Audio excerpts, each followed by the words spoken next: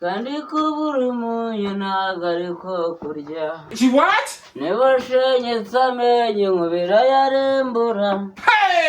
Iyo ndirimbo Mumuno too much. igifasha iri mu zimfasha Jesus is Lord. kuko bitewe na hip-hop zanuza ari ya wundi What? bamwita Beast Melody. Beast Melody buriya ni umujama ni umusazi. Haye mite bami. Babiri waratasema ndetse ndayikuririmbira wahigiye bene wayo. Jesu. Nzajya niririmbira ibya hereze Imana narazi nkeneye Imana utiga uzabazwa abantu. Duhanagure izo ngizo nazo ugiye buriya nari umukristo. Bya bindi byo gucuruza bya bindi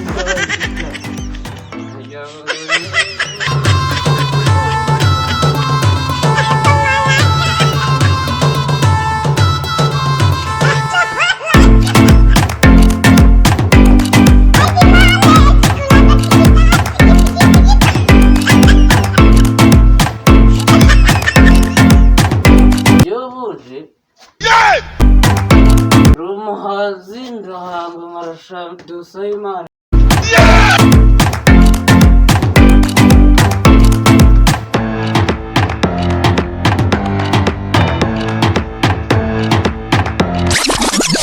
Bakubwire njye muhanzi wa 2022 uri gutwika. Yabije muntu waje nzanye amavuta.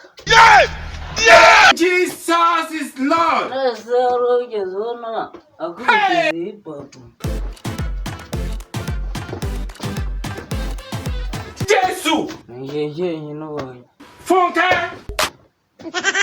Ibyo byose tubiterwa n'iki? What? Uyu niwe muterankunga.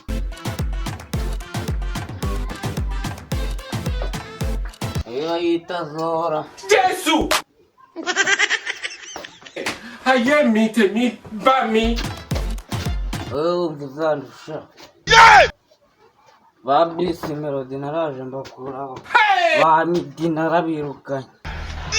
Umbwira iki ngiye?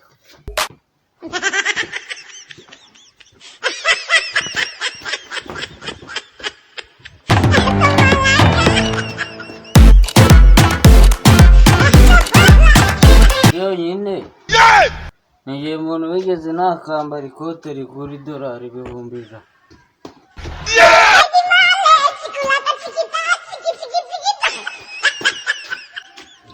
Nigiye umuntu wigeze nakambara bote zikorerwa muri Canada.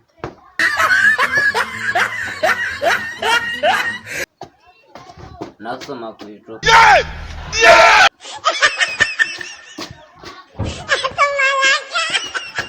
Abandi mwese mwigeze barakora muribo.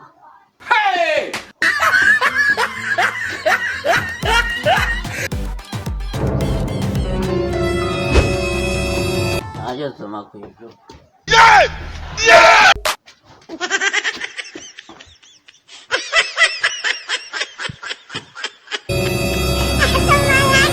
Wagurira kandi gacupa yaba ari umugabo. Nakongera umukire.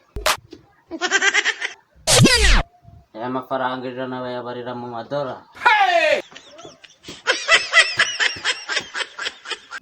Uranzeka se ntabwo uzi ko harimo ay'ifege wowe. Ifege ntabwo njye nyuma. Haye mite bami. Umva yababaye azajyana ikirego ku kagari kandi nagiye.